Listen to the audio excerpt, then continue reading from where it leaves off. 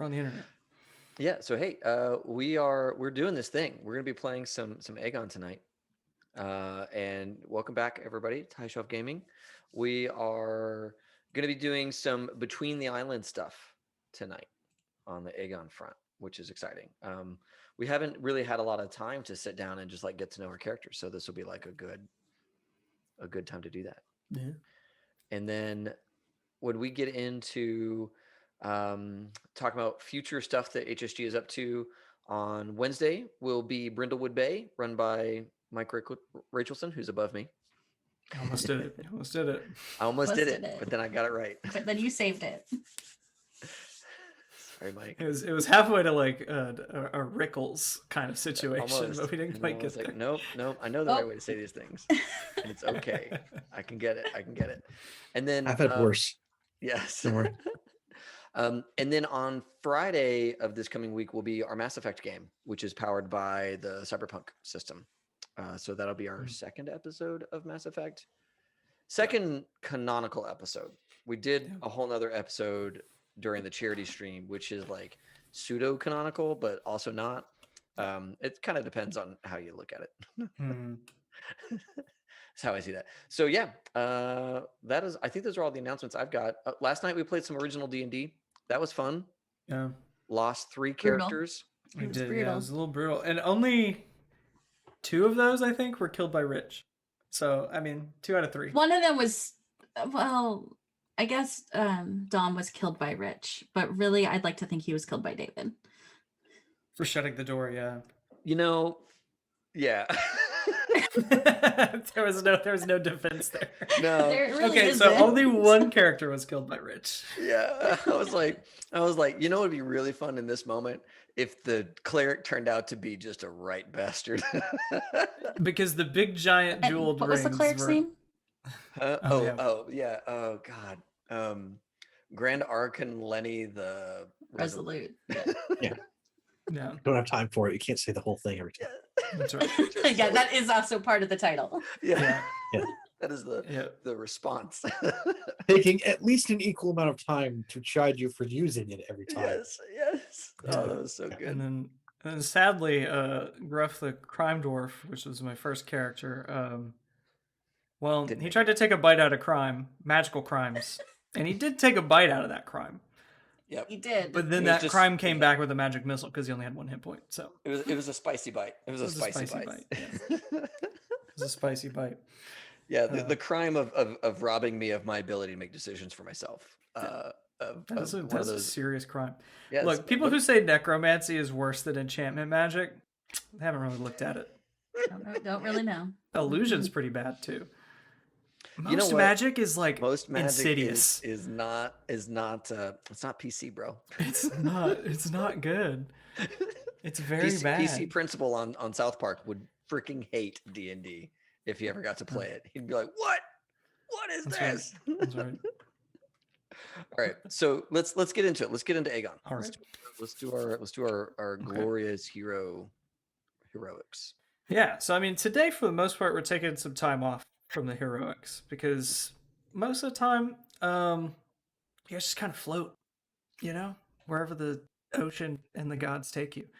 Yeah. But the first thing we have to do, so we're in a phase of the game now called the Exodus, where you guys are leaving the island. You just finished your battle at the end of last session, which was against Thessakyra. You took the Pillar of Storms, and I think maybe also her ship. Yes, if I'm remembering correctly. If at all possible. Like there was like plants and shit growing out of the wood of her ship.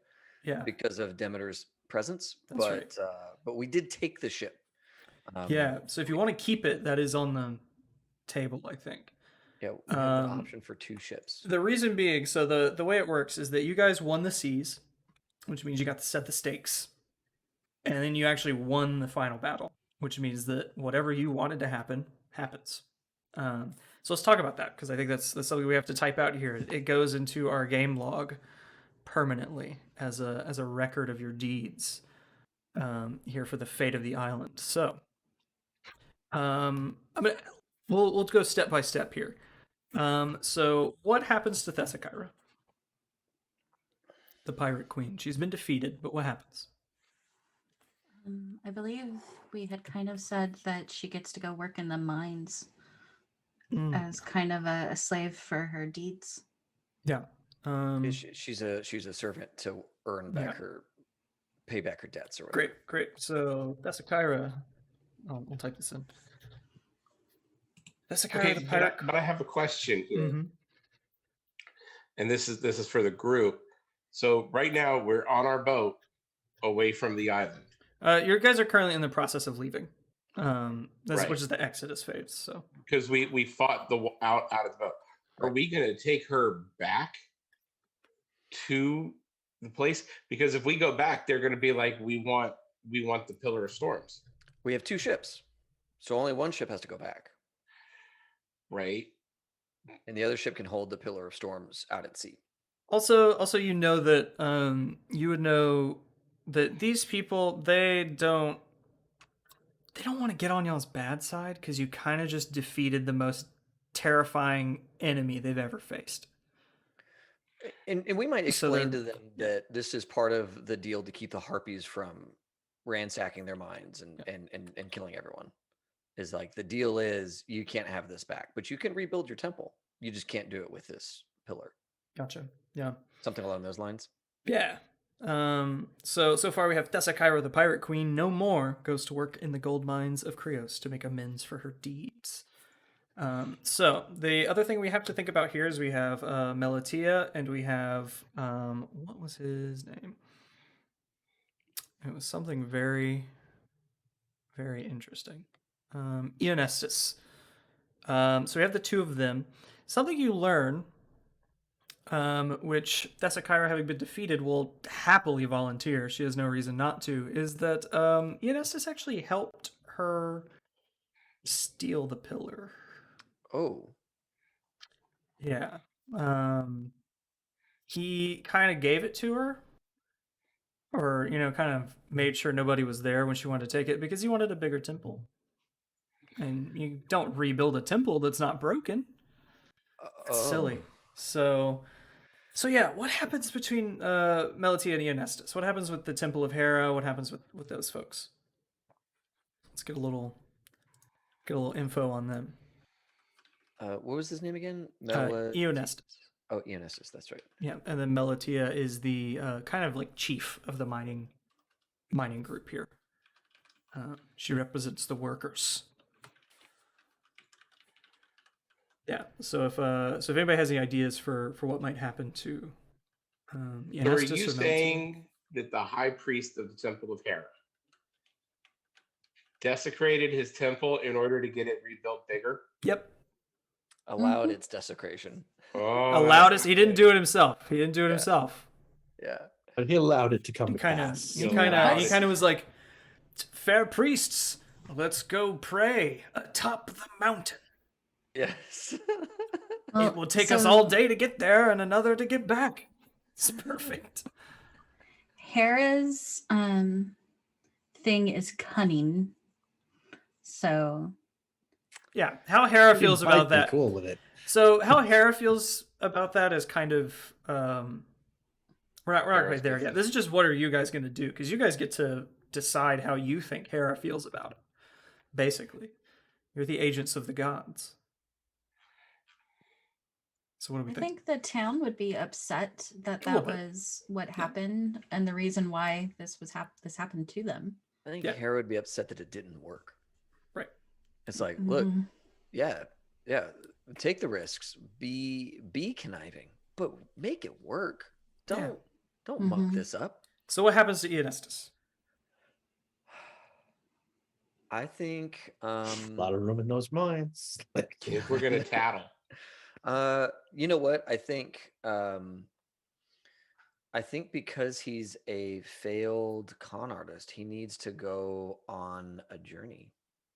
So exile. With the Harpies. He needs to do something. Either exile or go make amends to the Harpies or something along those lines. But Or, I would think exile would work. Yeah. What are the terms?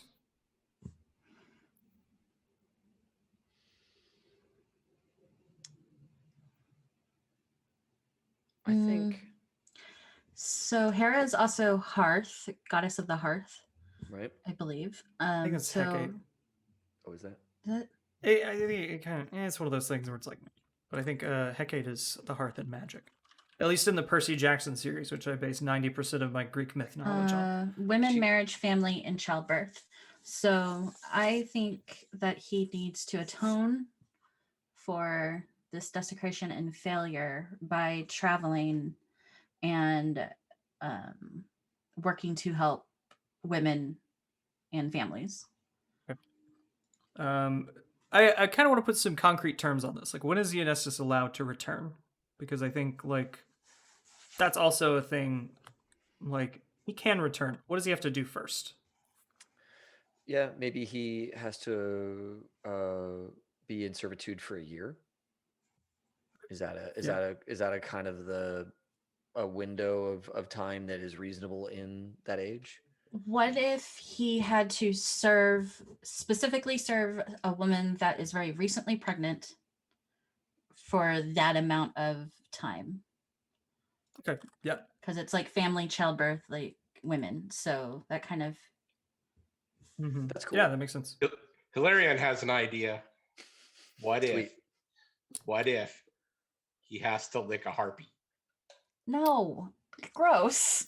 And so- Gross. You either must serve a new mother. Or But also, or- like the consent from the harpy to be licked. Just- Yeah, that that's was just a that's very just weird innocent. Like, sentence. just kill that's the dude. part of just, the deal. Just You gotta execute get him. there. yeah, because he goes up to the harpies and the harpies are like, "This is strange." That's yeah, like that's cruel. That's there's like an amendment in the Constitution against that one. That's cruel and unusual punishment. I'm just saying. Well, Hilarion just says. Yeah, so I think that works. I think Iron Minded Macaria has a fantastic idea, in that he must serve a new mother for the first Yeah. year of her child's life. Okay. First yeah, year Like the through first- childbirth, through like, the pregnancy and the first year child. Right. And that doesn't have to be on a different island. I don't think. I think. Okay. Yeah, so maybe his exile, he can't go back to the temple. Yeah, during he's that more time. from like stripped of his title, stuff like that. Yeah. In the first, I'm gonna say first year of her child's life too. Make it like a a year and 9 months. That's like weirdly specific kind of Mhm. god shit. Yeah, and also like that means that kid needs to live. So he is vested in that kid's well-being. Like Yeah. like eminently so. Right. Because maybe And, the wording is like the first year of her first child, like until her first child makes it to a year, right? And it's like, well, if the first one doesn't make it to a year, you better hope that there's a second Mhm. kid, Mhm. right? Yeah. Yeah. Yeah. Gotta twist it just a little bit. Yeah. And then the In that first and- divine successful way. year of her Yeah. child's Yeah. life. Yeah. In that divine way that the gods do. And then because Hera is just, a bitch at times, she'll just be like, that one doesn't make it. Like, Yeah. she is Sorry. that way. That's the way of the Yeah, world. we don't need to know that.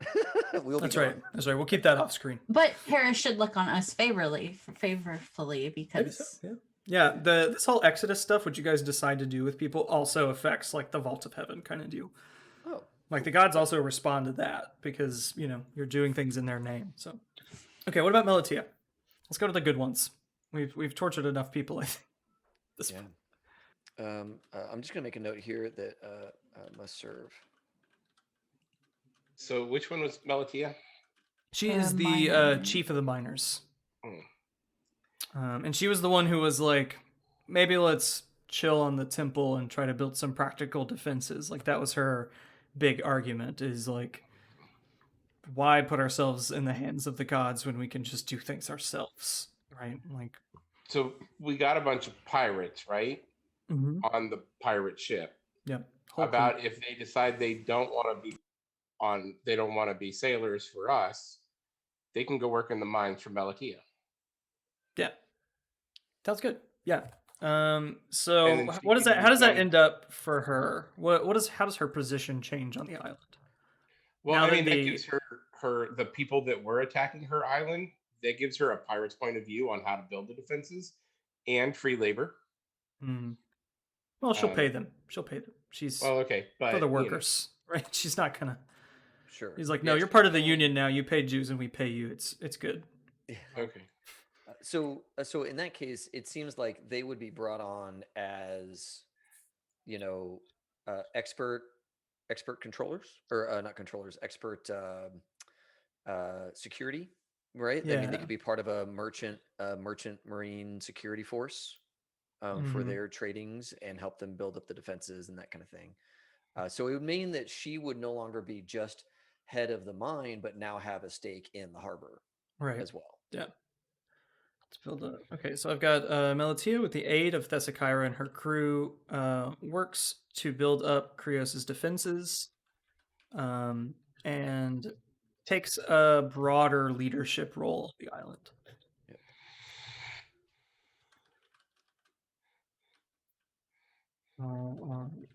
Okay. And then last we have the Harpies, which the Harpies, satisfied that the pillar no longer lies in the hands of the unworthy, cease their attacks on the people of Kryos. Awesome. They still live there. Mm-hmm. They just don't Cool. attack. They just do whatever. Yeah, they do harpy shit. People of Kryos. And I think that wraps up pretty much all of the threads for Kryos.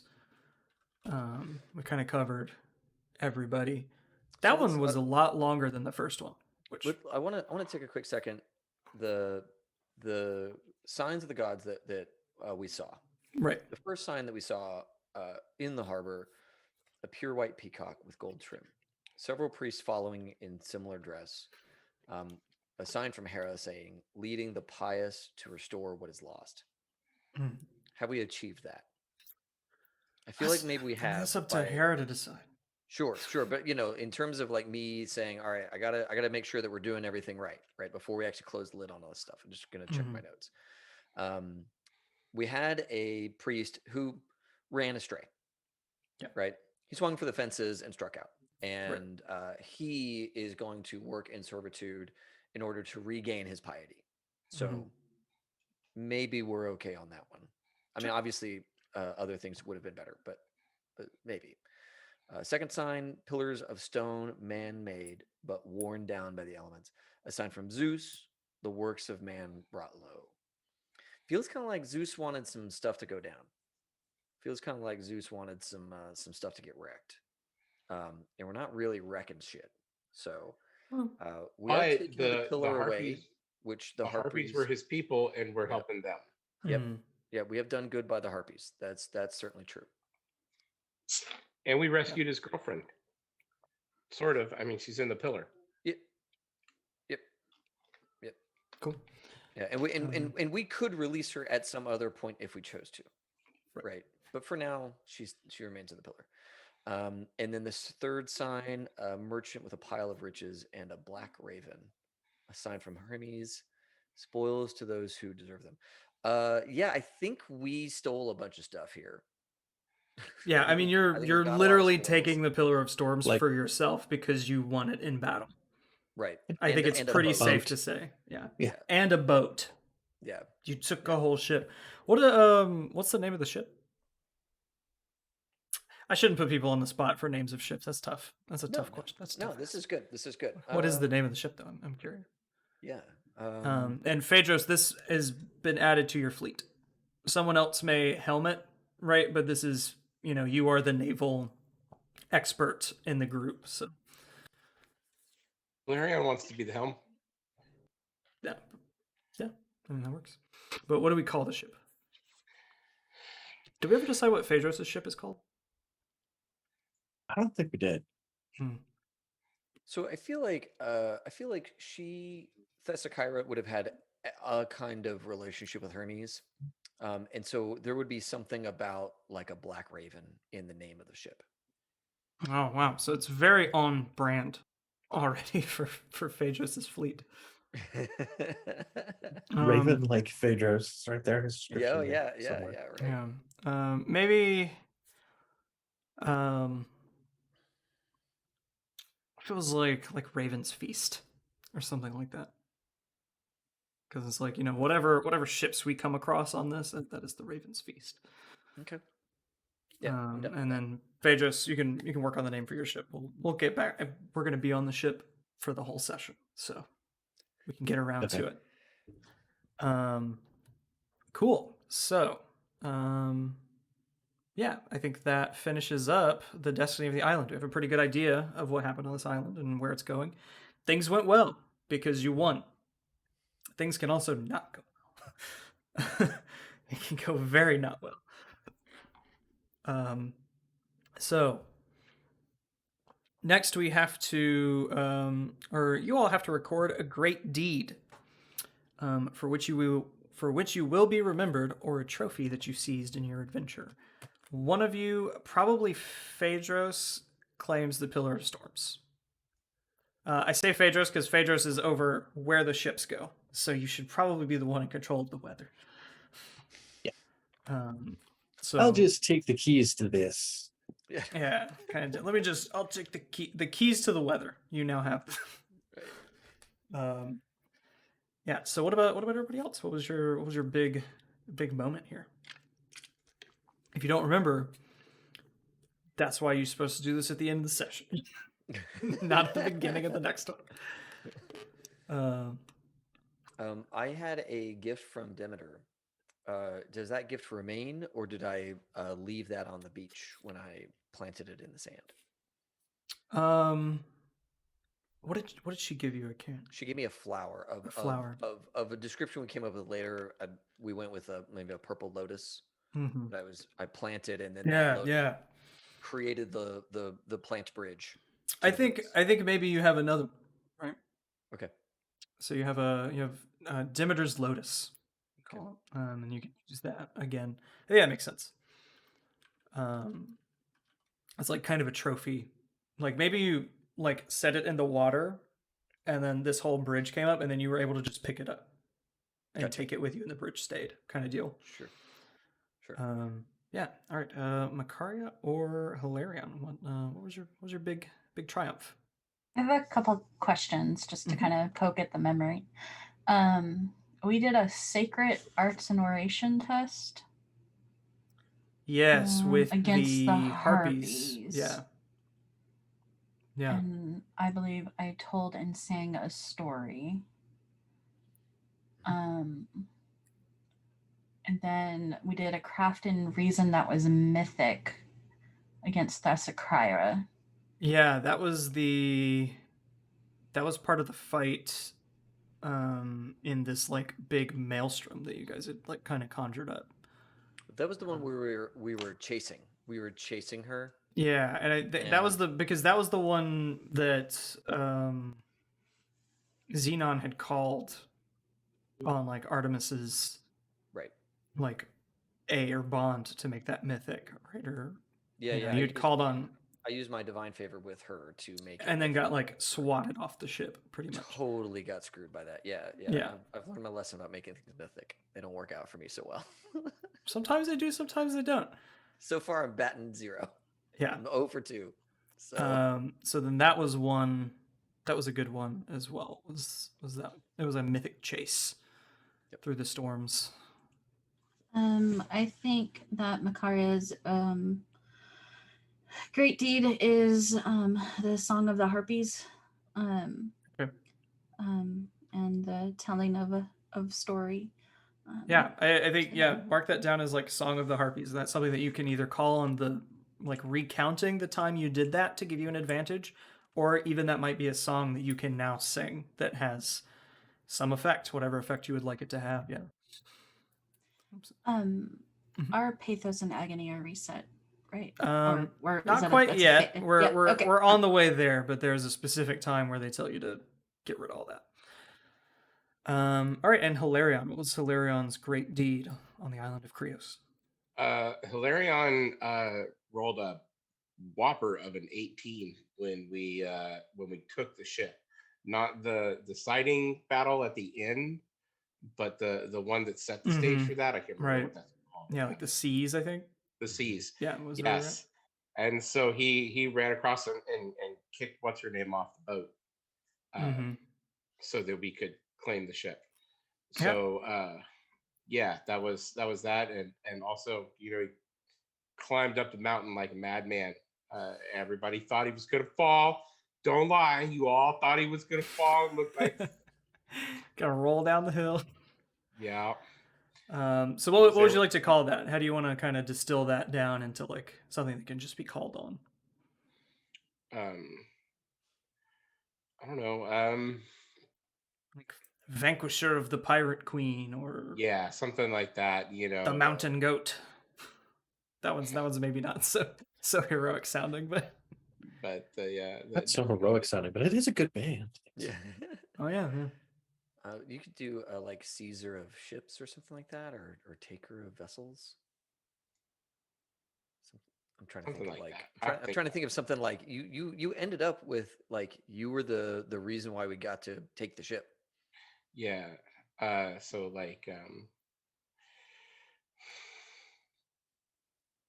It could even be just bested the Pirate Queen.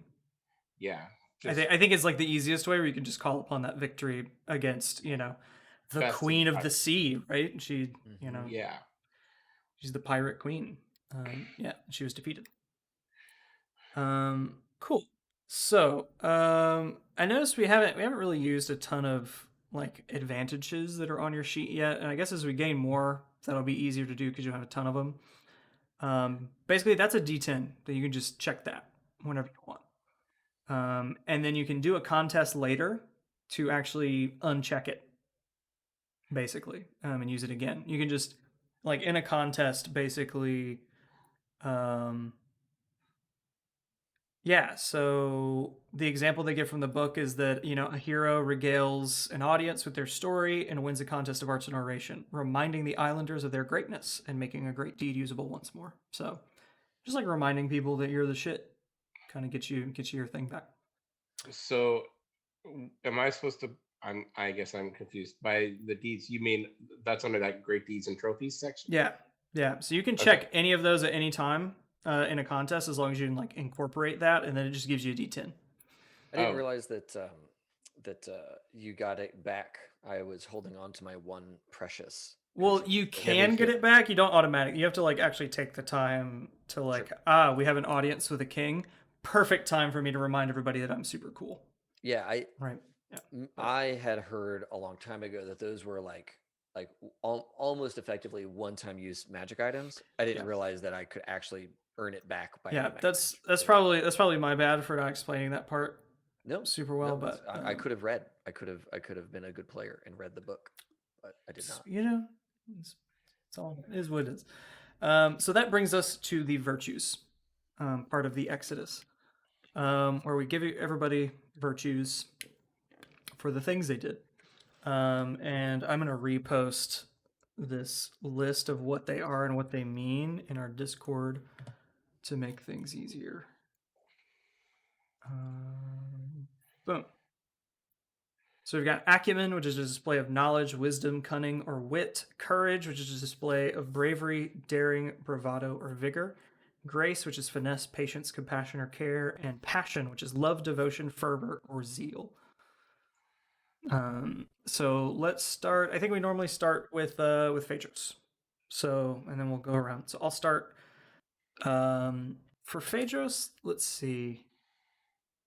I think I'm gonna go with acumen for Phaedros for this island. I think, especially being it was kind of nautical in a sense, I think Phaedros displayed several times just a very large breadth of knowledge of like seafaring techniques and things like that. You chased down a ship and then had a whole whirlpool to deal with, and managed to not have the ship just be destroyed. So I think that's I'm gonna go with acumen.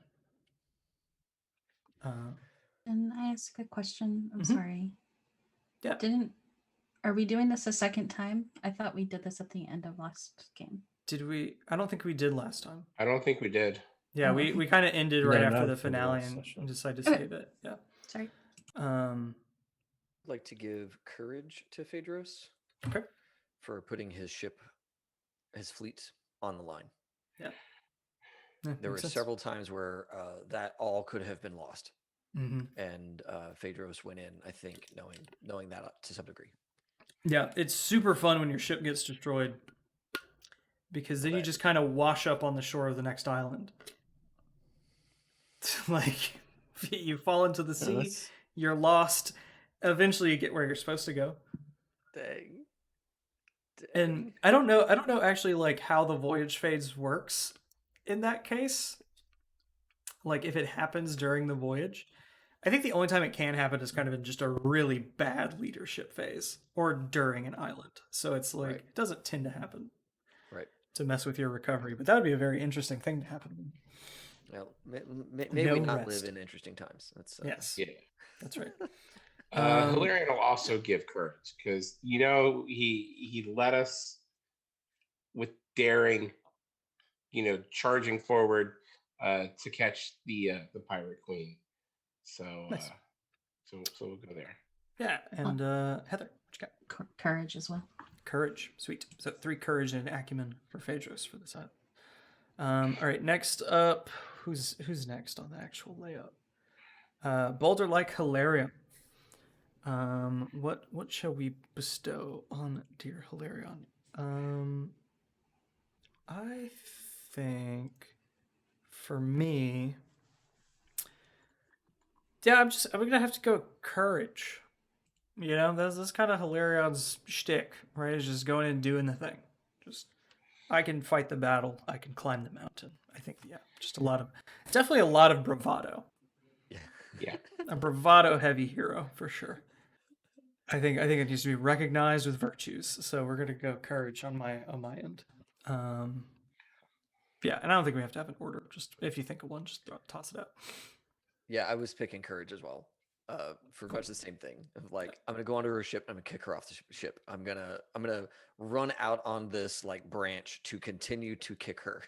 To continue this fight. It was like that felt like either courage or passion, but closer to courage, I think. Gotcha. Yeah. So that leaves Mike, Heather. Courage for Mike or Hilarion. And Phaedros. I'm really trying to be like, there has to be an argument for doing one of these other ones, and it was a week ago, and it's kind of squishy in there. But courage is definitely a thing. So we'll stack you up on courage. 4 courage for Hilarion. That's and remember the way these things kind of play out is that when we recite your heroic legend at the end of your character's journey, be that once they arrive home or once they can no longer continue their journey for whatever reason, whatever your highest couple virtues are kind of determines what people remember about you, and then the size of your name die determines how long they remember you, and all these things that you do on your journey kind of fold into this big legend that gets laid out. All right, so next up, Macario. I think personally,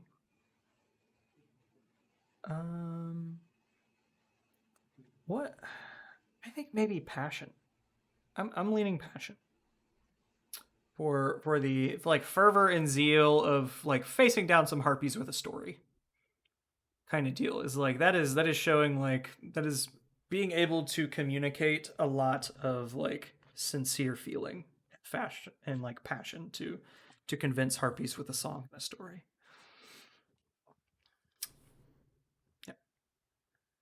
Yeah, I would echo that. Yeah, that's already. I was already thinking along those lines of being able to do that sincerely is a mark of passion, I would think. Yeah, I was thinking that's kind of cunning. Cunning. I'm gonna say acumen. That's fair. Yeah, I was gonna go with acumen as well. Yeah, it's 2 sides of the same coin. Yeah, I think there are many facets to that action, and I like that. Yeah, honestly, you could have one of each virtue just for that one action because it's cunning, it's brave, it takes finesse to do it well, and also a good deal of passion. So it's just pick one. And then we have, I believe we are at Xenon. I'm gonna say courage for me. I think it takes courage to change your honored god and to know, like, to say those words out loud. Wow, what a bunch of courage that is. Yeah. In a world where gods are a real and serious thing, saying, "Hey, gods, I renounce you." Yeah, That's definitely courage. Right? I'm going back to mom. yeah. I think for that reason, I'm going passion. Hmm. Because going back to that is hard, but Yeah. necessary. I'm gonna go with courage because it takes a lot of courage to fail and keep trying. And he did that last week. It did. Yeah. That's one of the mathematical quirks of this game, is that, like, in a world where you can call upon the very gods themselves, even then, nothing is guaranteed. Yep. Just matter So how was many that- dice you throw, you can still get a 2. Was that 3 courage and 1 passion? Was that the tally there? I think so. Yeah. Okay, perfect. Yeah. All right. Sweet. So we now have our virtues. So now we're going to round out the Exodus phase with the reflection. And at this point, I think, to sort of set the scene, this is when your ship, or ships, plural now, are actually leaving kind of the harbor and heading back out into the seas. And all of you get a moment to kind of think for a bit about how people perceive you, how your heroes are known, and if that epithet that has been given to you, if that's really who you are. And so at this point, if anybody would like to change their epithet, you can replace it with one that better reflects your character's nature. I think that Great Hunter Xenon is going to drop the epithet of Great Hunter. All right. And what name will he take instead? I was gonna go with Shadow Wise, but I could Okay. be talked into some others. But I feel like some of the moments when Xenon was doing well, it was skulking through the shadows, it was a little bit of intrigue, it was that kind of stuff. So I feel like maybe that's where Xenon is truly at home. Yeah. Yeah. I think that that makes sense. Yeah, because you've done a lot of, like, kind of taking the role as the kind of infiltrator and the one who sneaks about and does things like that. I think that makes sense. So kind of what does that look like for Xenon to, like, make that decision? Like, what is that process? You're on the ship, the weather is calm, as it will probably be forevermore on your journey, as long as you control it. Right. And kind of what, as the kind of sun sets over on the horizon, as you journey on to the next island, what is Xenon doing when he makes this decision? Yeah. So I think that as we were gathering our things, our supplies, and leaving the island, Xenon probably went on one more hunt with Typhus, and really worked Typhus hard. Felling turkeys, smaller hogs, just really working it. Goats. I mean, went out and was like, I'm going to feed this boat. Is kind of what it seemed like. He was like, I'm going to feed this boat for a long journey. We're not going to be caught without supplies, and Typhus is going to make that happen. Yeah. And at the end of that long day, Typhus is clearly exhausted as an eagle, and has won great prizes. And Xenon brings it all onto the boat, and Typhus eats some of its kill, but not all of it, right? Because that's part of having a hunting bird. And Xenon sits down on the boat, and as we're going about the waters, he grabs a blanket and spreads it out and puts all of the food on the blanket, all these fresh kills on the blanket, and takes Typhus and puts Typhus up on a perch, as the boat rocks, and removes the bands that Typhus wears, marking him as Xenon's. And Xenon kind of gives the bird like a strong look and says, "This feast is yours. Make of it what you will and be free." And then Typhus, sits, kind of regards it for a minute and goes down and starts like opening up probably a turkey or something like that. And Xenon goes to the front of the boat and just looks out over the water. And eventually Xenon takes to wing and leaves with something in its talons. Yeah. And there's some amount of food left, right? However much Typhus wanted to leave behind is what it left behind. Yeah, and I think you see as Typhus kind of flies, Typhus returns to Kryos. And you can see as he starts to rise on drafts of air and then continues to rise until he breaks the cloud cover that kind of sits around these like teeth-like pillars, and goes to join the Harpies. Because much like Harpies are children of Zeus, the eagle is the symbol of Zeus. And has gone to be with his kin, essentially. Yeah.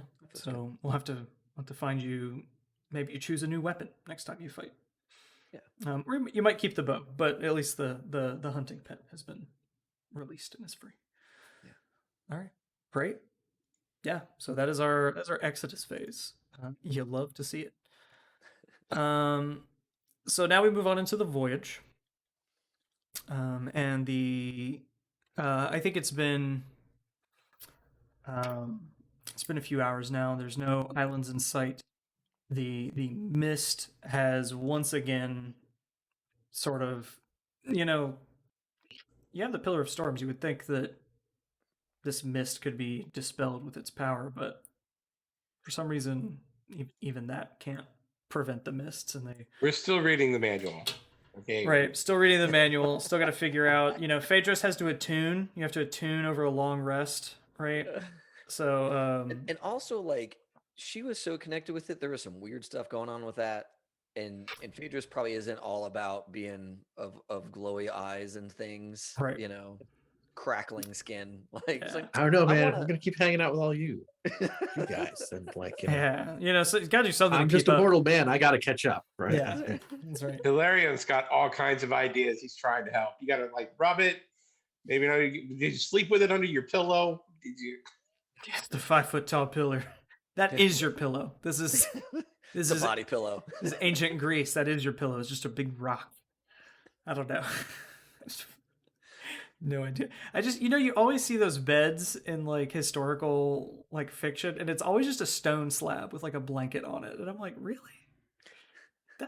You live like this? We have no concept of history. Yeah, I mean, whatever they used for bedding has obviously all rotted away. Right. Yeah, it was piled high with straw.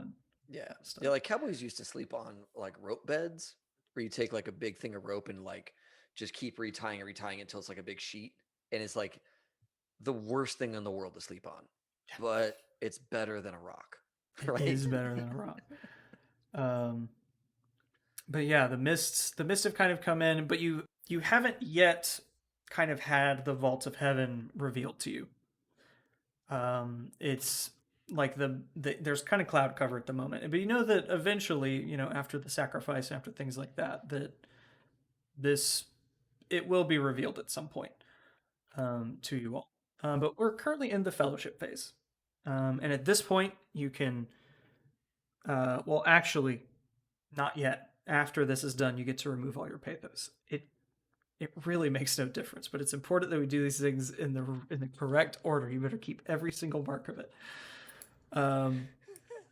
But yeah, it's kind of like what typically happens on an evening on your ship. There has been food prepared.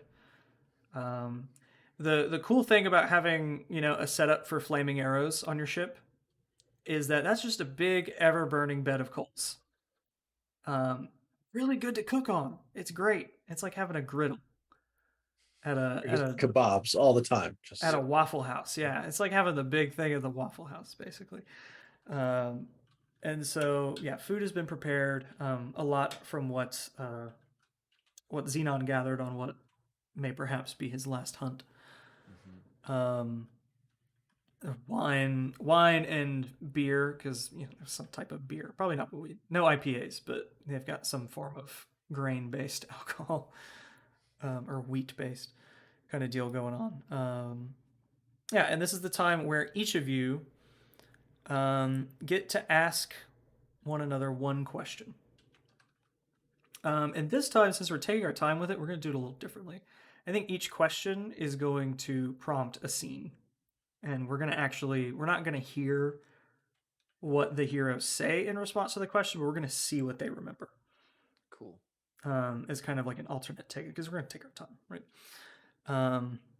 So whoever would like to start can ask a question. I'll post the list again, but you can also think of your own questions. There's not really a place to write down which ones you've been asked for, but Zoom froze up. That's no good.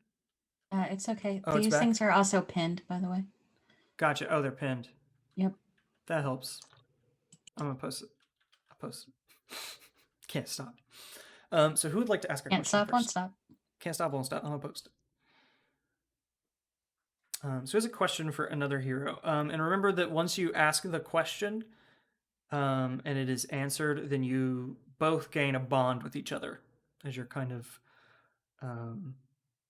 learning more about each other, getting to know each other. Because you fought for a long time together, but that doesn't necessarily mean that you have like intimate knowledge of each other and like what you like and dislike. It was more like, I see that you've had bread for the 15th time because that's the only thing we have for rations. There's no like time to think about what your favorite food is. Yep. Hilarion has a question for Xenon. So considering all that has gone on here, what does Xenon yearn for? All right, so David, set the scene for us. What's Xenon remembering? I think that we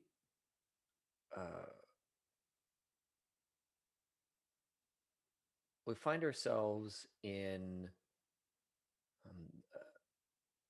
the run up to our war that brought us together. We are, looks like, amongst where some farmlands meet the woods, and we have been moving our forces through this land on the way to whatever castle or keep or city that we're going to besiege. And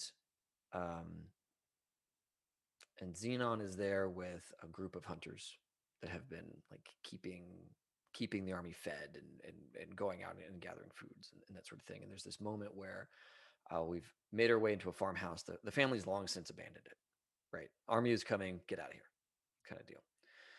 And there's this moment where Xenon is kind of walking through this farmhouse like he owns it, and taking bread off the table, picking up a child's plaything and setting it aside. And then he looks out this window that they have, and there's this just scene of farmland and stream and the woods.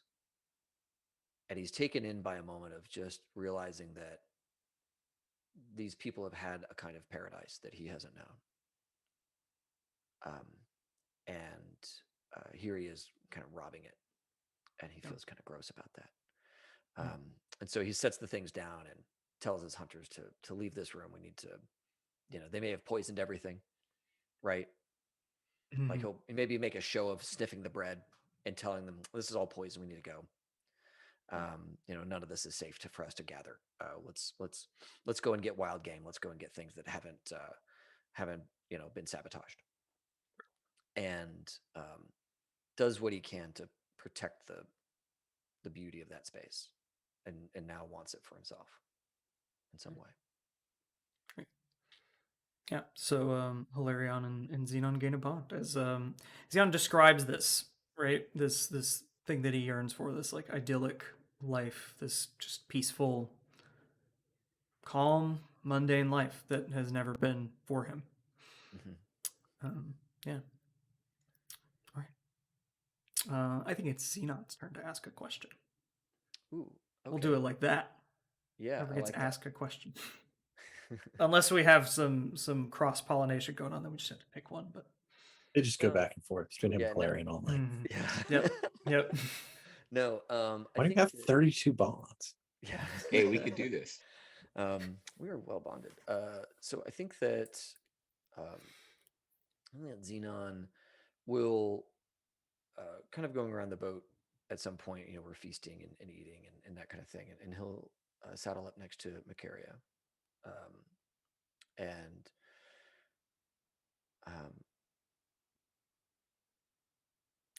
and he'll kind of start off talking about where Typhus went, and then he'll kind of ease into the question of Kryos was important for you and I feel there were some key moments where we were in,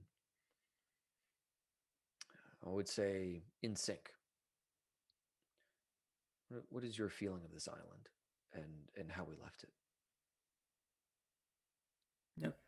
And so the way we can do this is you can give that answer, but I would also like maybe what did the events of this island remind you of that's happened to you previously that you're kind of basing your judgment on? Like what is something from your past that you remembered that's like this is like that time?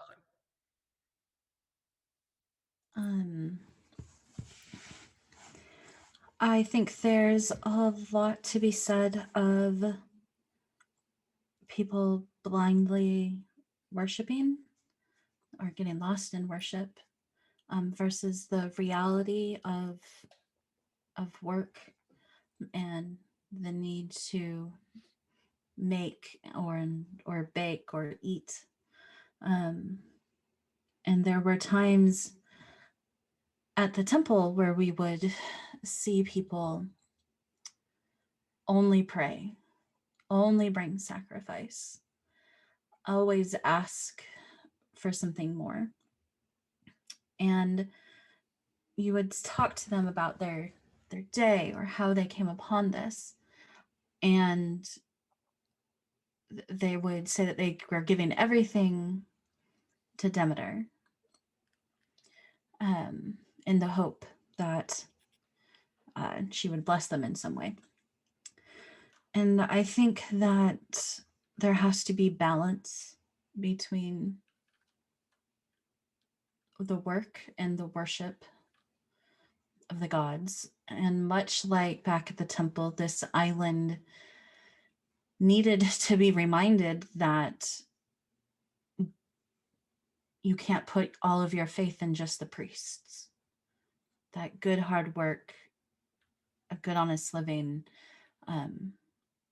benefits and pleases the gods just as much as a routine sacrifice. What is I'd like one specific time. When did Macario learn this lesson? What was the specific event?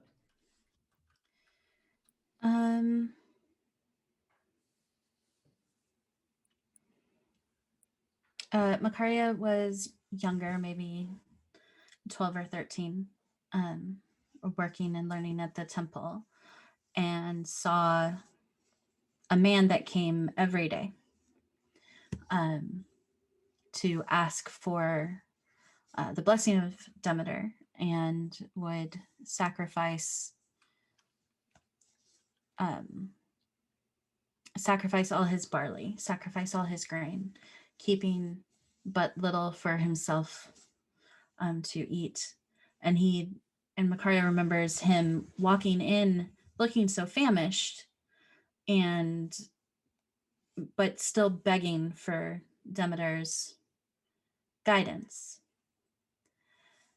And it occurred to or one of the high priestesses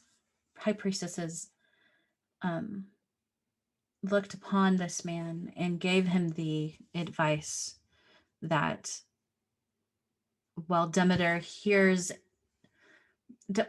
has been listening, has heard you, and has given you this barley so that you can be blessed, and yet you return it to her. And that is not her. Her blessing is that. And there within the temple, the quietness and just this lesson being taught was something that young Makaria took with her onward. Excellent. Yeah.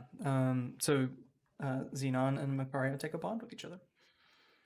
So now, Macaria, who would you like to ask a question to?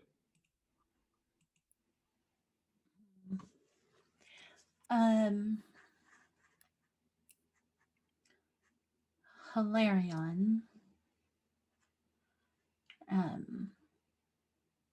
She would come to Hilarion, I think, looking for a joke or seeking something to make her laugh, to kind of ease her mood. And as they talk, she just, since he is always so boisterous and so full of bravado, she asks him, what is one of your best memories, favorite memories of home? You must have so many stories of good fights and all manner of such feats of strength. Yeah, and I think it's kind of as every time one of these questions are asked, like if we're thinking of this as like, you know, a television show or something, it's kind of this like, not the cheesy like dream sequence way, but more like a zoom out and then a zoom back in, and we're not in the sea anymore. We're you know, where are we? Where are we in Hilarion's past?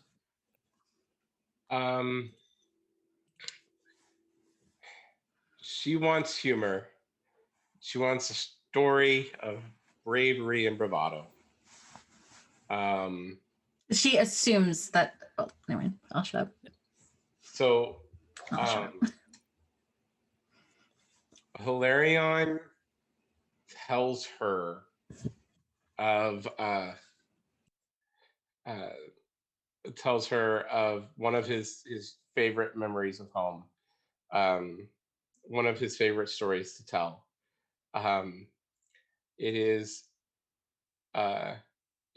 how he got his name, the Boulder Like. He tells the story of how it was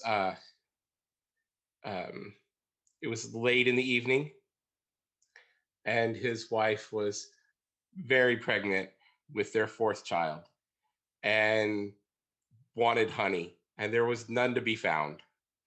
And so he knew where there were some bees that had put on a small tree that had come out over a cliff, but nobody had been foolhardy enough to go up and get that. But for his wife, you know, he would. And it was on a cliff. You could get up to the cliff, and so he had his oldest son with a torch, holding it over the edge of the cliff so that he could see as he climbed up to this thing. And he rifled through the honey, and of course he is Hilarion, and bee stings are of no moment to him. However, he did not take into account how difficult it is to hold on to the side of a cliff when you're covered in honey. And so Hilarion was doing everything he could to hold on to this. And then he heard his son start waving the torch because the bees had decided that if they couldn't eat Hilarion, they would get somebody else. His son threw the torch at the bees because that's what kids do. And Hilarion could just grab hold of the hive and rolled like a boulder all the way down the cliff and halfway to his house. And he arrived with some honey, but he was mostly wearing the honey. But because of the fact that his son had been waving the torch on this cliff over the village. Everyone had come out in the evening to see what was going on, so that they could see Hilarion come crashing down like a landslide down this massive cliff and halfway into the village over the rolling hills, taking out a fence or two along the way. And so and then coming back, covered in honey, holding like a little bitty bit of honeycomb, because that's all that survived the crashing mountain. But he got it. That's his story. Yeah, and you gain a bond with Hilarion, and Hilarion gains one with you, and I think Macaria finds that exactly what she was expecting. Right? She found humor, she found a tale of heroism, but beneath it, she also found, sincere emotion, loyalty, and compassion for one's family, which is, I think Hilarion to a T. That was wonderful. Yeah. So Phaedros, would you like to ask a question to?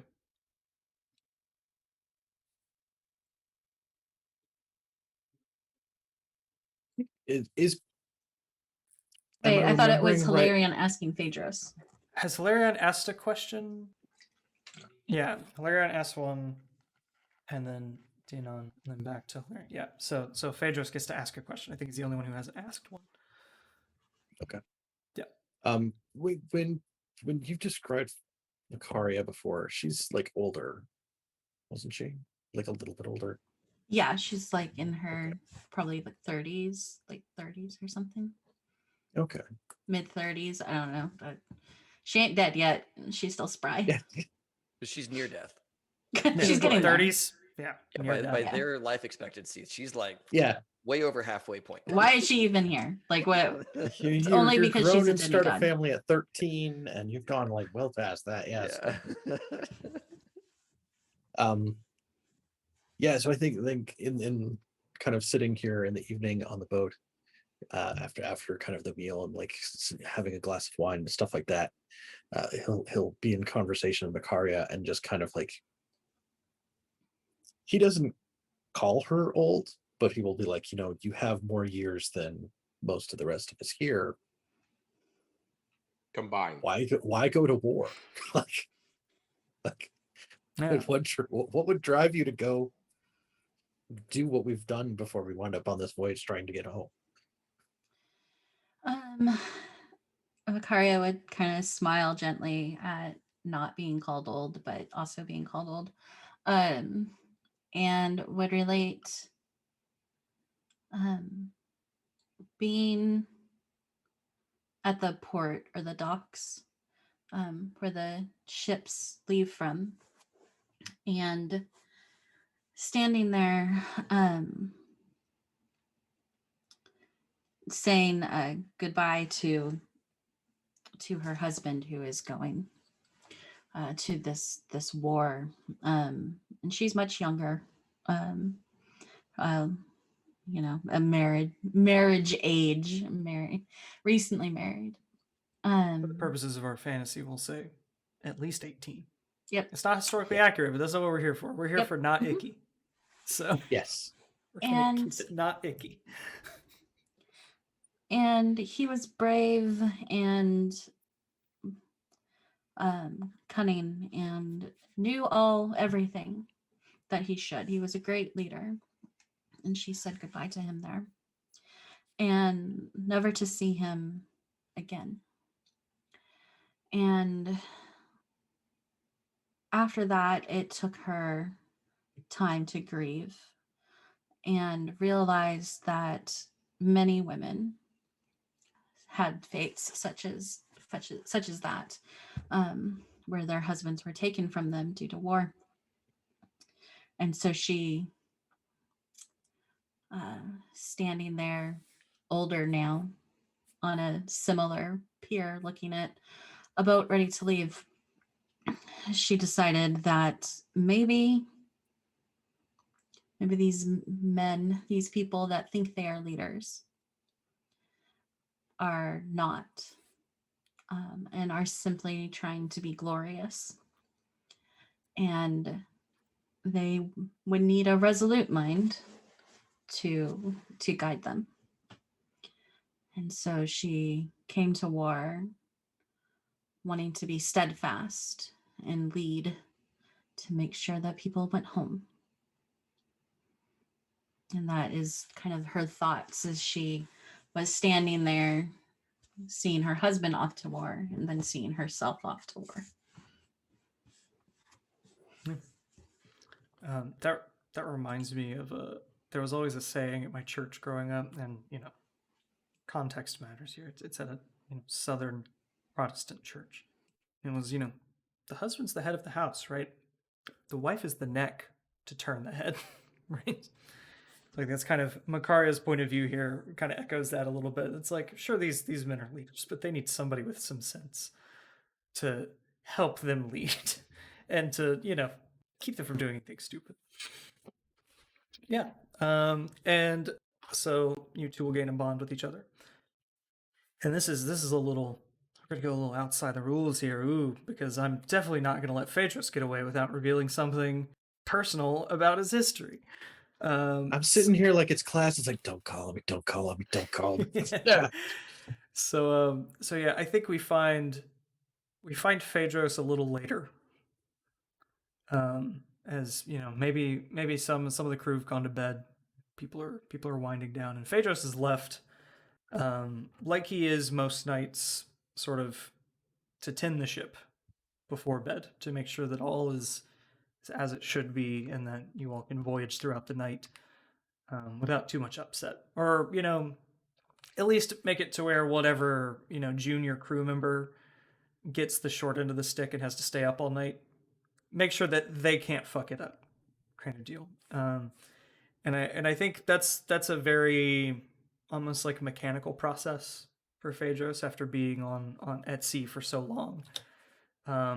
And I think his mind tends to wander during this sort of activity. So where does Phaedros's mind go? As he's battening the hatches and all that good nautical activity. I think Phaedros probably ends up going back and thinking about before leaving for this war. And it's kind of like the streets of Nauplia, and there's kind of like men they're not like all suited up in their armor and like all geared up and stuff, but it's like it's the guys who are like, well, I got my armor in my sack and like I got my spear down here and I gotta head down to the port to get on the ship, kind of like filtering through the streets and stuff to like go. Like everybody's starting to go to where they need to go to ship out. And it's probably just Phaedros there preparing to leave his home, and his wife with like a little child on her hip, and everybody sad that he's going away. And he probably has like a young son who comes up. It's like, there's so many other men going, why do you have to go? And we have to go fight this war so that the other people fighting this war don't come fight it here. Kind of like kisses the kid on the head and ruffles his hair, says goodbye to his family, and like joins this throng of men, their gear over their shoulder, headed down to the port. Did your son give you anything, as kids are wont to do? What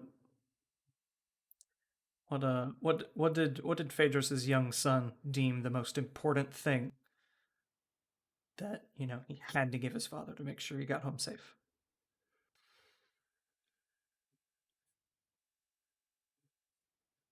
Given our family, I know it's going to be nautical themed, right? Like, but it's like, does he do something that's like? He seems a little young to be going like here's a little idol of Poseidon, right? Like that seems right, like yeah.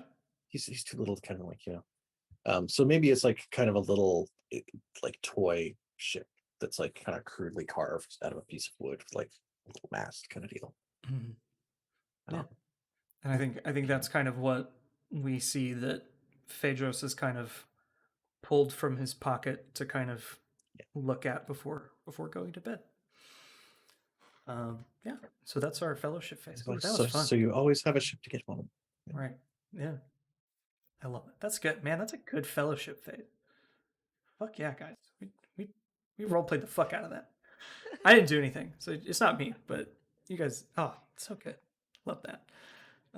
So now we come to the sacrifice, and I think this particular the last one was kind of at night. I think this sacrifice comes the next morning, as no heading has been revealed to you yet in the vault of heaven, and so this is the time where it's like, okay, we need to make our sacrifices so that maybe the gods will let us go somewhere, because this is cumbersome. This just floating about. And so the hero with the greatest current glory will lead the sacrifice. So remember, if you upgraded your name die, your glory has been reset to 0. So does the number currently marked. So, we might have somebody who was behind might now be ahead, kind of deal. So what's everybody sitting at glory wise? 9. 9. 1. 12. 12. And Hilarion. 16. 16. All right. So Hilarion will lead the sacrifice. You lead a sacrifice to the gods to seek guidance and favor in your next trials. And then let's see, we've got each god has their own preferred oblations or what have you, but there's a bunch of just sacrifice stuff. You can also perform for the gods or offer up some trophy, and you can make promises as part of your sacrifice. So it's a contest of resolve and spirit. Let me pull up here, swap over to the dice roller so you can see what you guys roll. Everybody will shift slightly in their boxes. Let's see. Sacrifice, because I want to use 2 boxes. And we'll roll strife here. So target number 6. Maybe the gods are a little picky today. I think last time we were at like a 2 or 3 or something very low, but I think maybe the gods are a little picky this evening. But what will Hilarion sacrifice?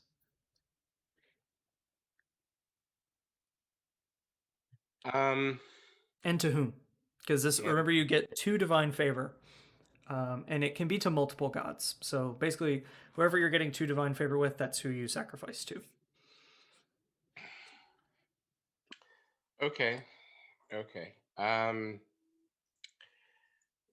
I think this is going to work in with the fact that it's picky. I wasn't sure what I was going to do, but since it's a 6, let's go for it and attempt to fail. Hilarion is going to sacrifice the weapon that the Pirate Queen used. Okay. And he's going to sacrifice it to Artemis, because he used 2 boons with Artemis in those. The one to get us there, and then in the fight, it was right. Calling attention to her, because he wanted to go kill the big monster on the first island, and everybody talked him out of it. And then now he's like, "We're on a hunt. I'm gonna do it." So he went for that. So he's going to do that. Okay. Yep. So go ahead and roll for your sacrifice. We'll see how it goes. What it's craft and reason? Resolve and spirit. Resolve and spirit. Yep. And this isn't one of those that we want to spend a lot of resources on or anything. Just we'll see what happens, kind of deal. Do I use the epitaph die? If that's part of your sacrifice, maybe if that story is part of it, I can see that. Okay. Yeah. So then we'll do that. No other domains. No pathos. Oh, I forgot to mention, we finished the fellowship phase. Everybody clears their pathos now. I know you guys were waiting. So we do that before or after? You do that after the fellowship phase, but before the sacrifice. But before the sacrifice, yeah. Okay. So, but you shouldn't be spending Pathos on the sacrifice because you don't get those back until after the whole next time. Right. Well, that was my question. If it was before, then I was going to spend it because I'm 1 point from I'd been avoiding going into agony because I thought it was a terrible, bad thing. It sounds bad. But it is, but it's also a way to progress your character. See, I thought it was to be avoided at all costs. Like, I thought that was like, that's what happens bad. It moves you down your fate track, which never goes away. But also every box on that fate track that has a dot in it gives you a boon, which is a way to upgrade your character, basically. So the idea is to, dip your toe in every now and again. Through strife, you gain knowledge and ability. All right, and so that is you prevail with an 11. So the gods receive your sacrifice favorably. So who are you marking divine favor with? You get 2 to distribute. I'm gonna go. Sounds like Artemis, at least. Artemis, definitely. And then I think 1 to Poseidon. Okay. And I'm marking divine favor, not yeah. You gain a divine favor. Yeah. Okay. What part of that sacrifice do you offer up to Poseidon specifically? I think I dropped it into the water. Gotcha. Cool. Yeah. So it was this is the trophy from the hunt, and then I dropped it into the water. Mm-hmm. Yep. And with no doubt, the currents will carry it to the realm of the gods, where Poseidon and Artemis will probably bicker for some time before Artemis eventually gets to keep it. Yeah, just the way of things. All right, who's next? Who would like to offer up their sacrifice? Anybody? I can. Okay. While in her travels, there are some things that Macaria collects that no one knows too much about. And at times those have been statues of horses. Yeah. Finely carved and everything. And knowing that the horse is chosen of Poseidon. Mm-hmm. It's a creation of Poseidon, right? Creation of Poseidon. And that her own grandmother once took the form of a horse as well. And needing both of their guidances to find the vault of heaven.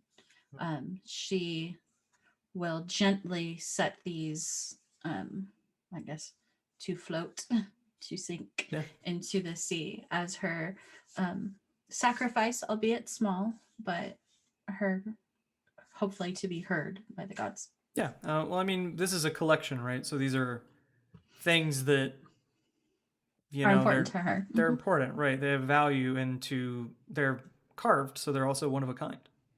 Mm-hmm. They're hand carved. It doesn't matter how close you get it; they're always going to be a little different pieces of wood, things like that. And I think you see as you set them into the water, and they start to float away. You can see as some of them start to sprout, just little tiny flowers and vines on them as they, float on across the waters and get kind of pushed by the wake of the ship. Okay. I should have waited till you rolled to say all those good things. All the good things, right? But, yeah. But no, it was still very It was meant to be. It was meant to be. It was. So yeah, mark your 2 divine favor. Who's next?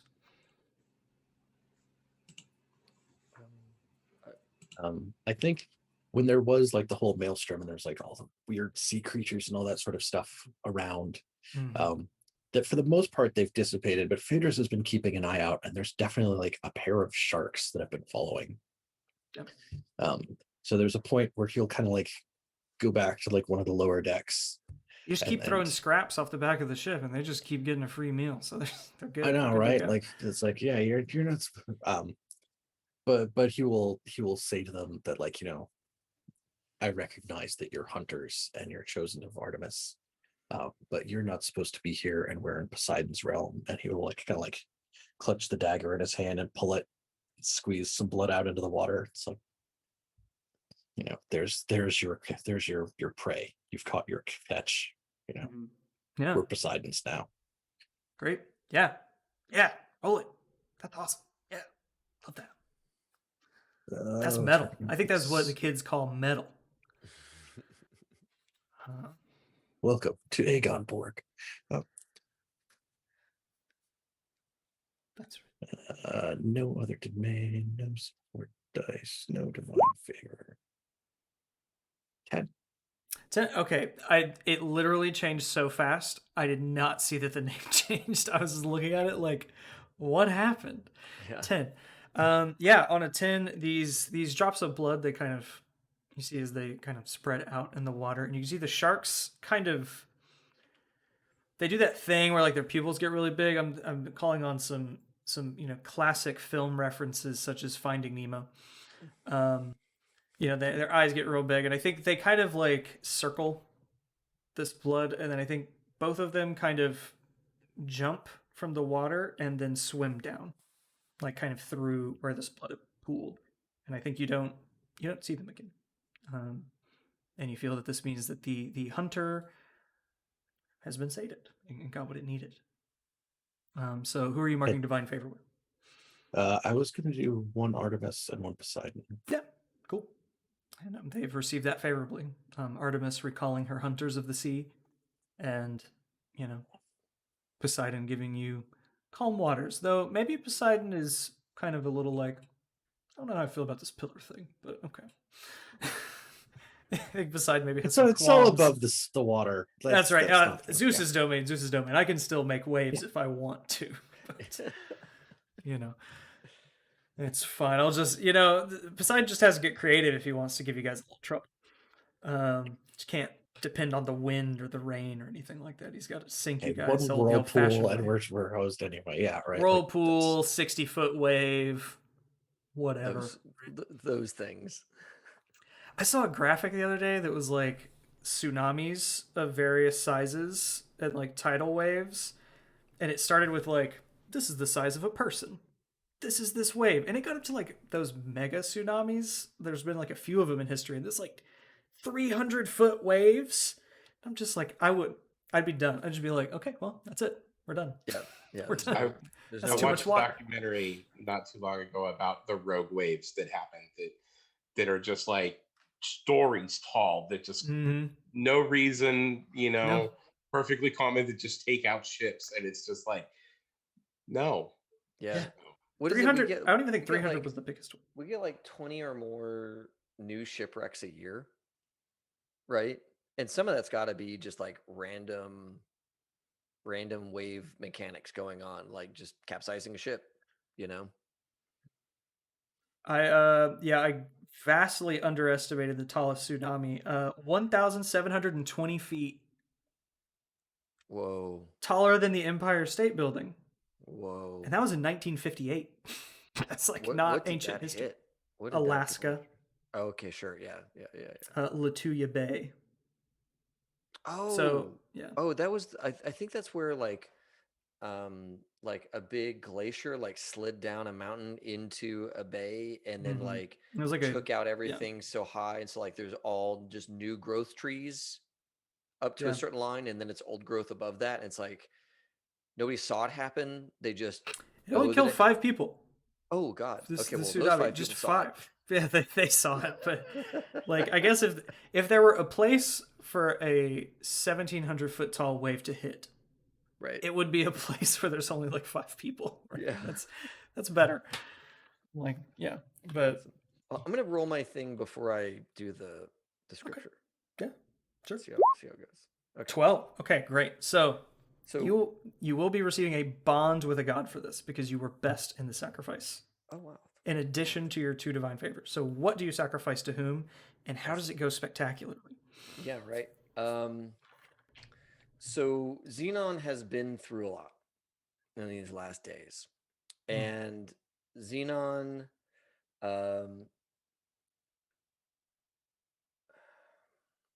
knows that he has upset Artemis. Yeah. Deeply so. And so what he does is, though he does not honor her in his in his every being anymore. He does sacrifice to her one last time as a nod of maybe what would this be? This would be like almost like the attempt to like mend a fence before you leave town forever kind of thing. So what Xenon does is he grabs every bit that he hunted with Typhus, and gathers all of that up, and sets it ablaze, and sacrifices that feast to her. It's like, I know that that we are parting ways forever, but I do owe you a great debt, that you have fed me and thousands by my hand, and that cannot be ignored. So here is this last sacrifice to you.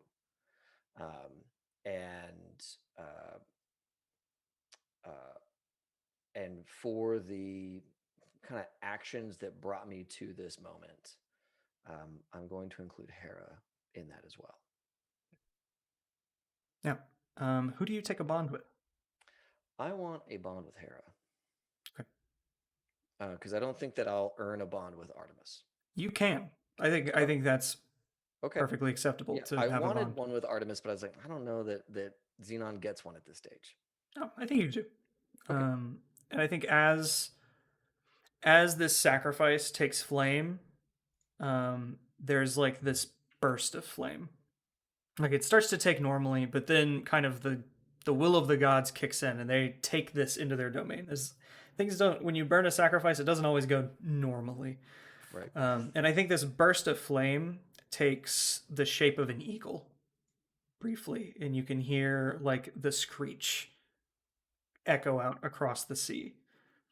And you hear a soft voice say, a fitting final hunt for my great hunter. Yeah, so you take your bond with Artemis, and you get 2 divine favor on top. So awesome. Yeah, and I think as that fire goes up, it kind of, that eagle of flame kind of rises up into the sky, and you can see as the clouds kind of part around it, and the vault of heaven is revealed to you all. Cool. And you can see that in addition to the constellations you've seen before, there is a constellation of an eagle now, sort of signifying your sacrifice.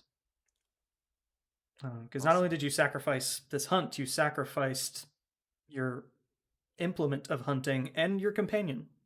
Right. And I think Artemis finds great value in that. And that's dope. That changes what I was going to do with the Vault of Heaven. So I love that. Hey, that's awesome. I hope that's good. Yeah, your actions have consequences. Yeah, so that brings us to the end of the sacrifice phase. And we're going to do things in order, just since we're in this kind of interim session, which means next up we have the leadership phase. And this is during the day. Sorry, I just wanted to ask, because I know we earn divine favor by doing that, and then I wasn't sure about the honored god one. So the honored god just gives you 2 extra divine favor you can kind of bank if you pick one that's on the list. And okay, I've spent all of them, is my question. Like, okay. Is that something you earn back, or is that something that's like... No, that just gives you the extra, and it's good for your character. I don't, at least I haven't encountered anything in the rules that comes to mind about like just replenishing those with your honor god, but I think it just gives you 2 extra, like to start off with, basically. Cool. Yeah, so that brings us to the leadership phase. Do we need a break? Because I imagine we'll be wrapping up here in about half hour. We got about a half hour of gameplay left. So do we want to take a quick break before we do that? Yeah, let's do that, because I feel like we probably do have some like character to character discussions that we haven't like done yet, which may come up. Cool. All right. Okay. So we'll be back in what, 10? Yeah, let's do 10 minutes. We'll be back 45 past the hour, wherever it is you may live, by whatever time zone you You believe in. aligned yourself with. Sometimes it's you've not aligned yourself. geography. Like I have friends in England, they live on PST. That's just it's the way it That's is. what they got. Yeah. Awesome. All right. Awesome. Yes, we'll be right back, folks.